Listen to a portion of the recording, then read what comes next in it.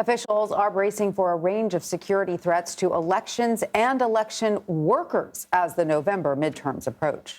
CBS News Homeland Security and Justice reporter Nicole Sganga spoke with the nation's top election security official about the growing number of threats and the importance of funding to secure the democratic process. Well, funding is always critical, and if you look at the systems that are in use now, many of them came out of money that Congress allocated with the Help America Vote Act in the early 2000s. So this is aging equipment, and it is a challenge because there hasn't been a backfill of that at the federal level. So it really comes down to whether states allocate the money or not. So you have the same scenario. I think it's the same scenario we had back in the late 1990s, early 2000s, where if your jurisdiction had resources, you were well resourced, you had good equipment, and you could do your job. And if you weren't, you struggled every election. And unfortunately, we're getting back to that. Yeah, I mean, what would it mean to have continuous federal funding to administer elections or maintain just basic critical infrastructure to support those elections? Would that be a game changer for you? I think it's a discussion that needs to happen. And again, that's what I'm hearing from my colleagues across the country, is that they are really starting to talk to their members of Congress, they're talking to their state legislatures, and that it's got to be funding they can count on so they can plan. You can't, for example, make your cybersecurity plan if you don't have the resources to buy the technology to secure your systems. And these are real threats that they're facing, and every industry is facing the same threats if you're on the internet in any way or you have any kind of computer equipment. So it's nothing new, but we're talking about our country's ability to pick our leaders. It's important. And Nicole Sganga joins us now. Nicole, Congress recently added $75 million in election funding, but officials are clearly saying they need more. What can you tell us?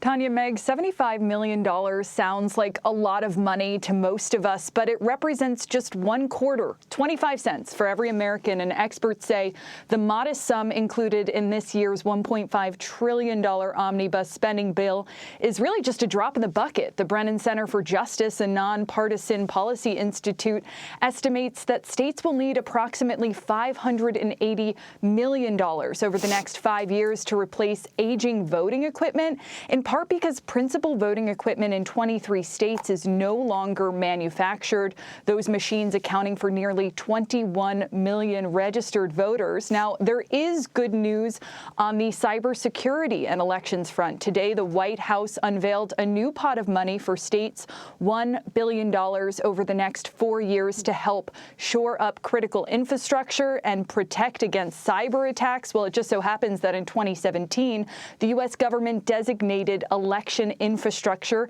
as critical infrastructure in response to Russian interference in U.S. elections. So this money can be used towards elections, but officials say it won't be ready in advance of the 2022 midterms.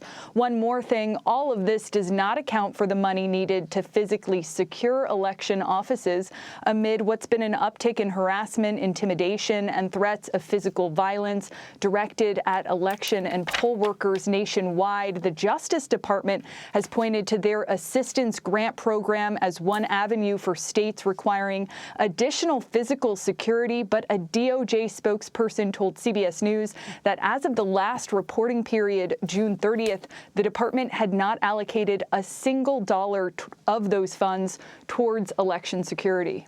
Well, Nicole, really quickly, though, there are concerns that election deniers are, working their way into the ecosystem, that they're becoming sort of the election officials, that they're also, bombarding municipal offices with a coordinated campaign.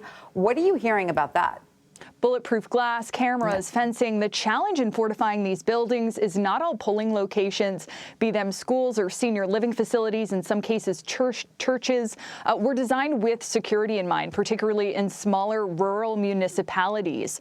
And so, again, our viewers might remember the arrests of 2 heavily armed Virginia men outside the Pennsylvania Convention Center in November 2020. Authorities found 2 loaded semi-automatic pistols, a semi-automatic AR-15 style rifle in the truck belonging to those men outside the facility where votes were being counted. Tanya, Meg, it's incidents like that have motivated some serious changes now to Philadelphia's new election warehouse and ballot processing center. They now have magnetometers lining the front door and gated security. Officials know it is going to take more than just physical security enhancements to solve the underlying problem. That same truck parked outside the convention center was adorned with QAnon stickers purporting baseless conspiracy theories. Kim Wyman told me the #1 challenge for election officials is also going to be winning the information war. It's a serious, serious issue. Nicole Sganga, thank you so much.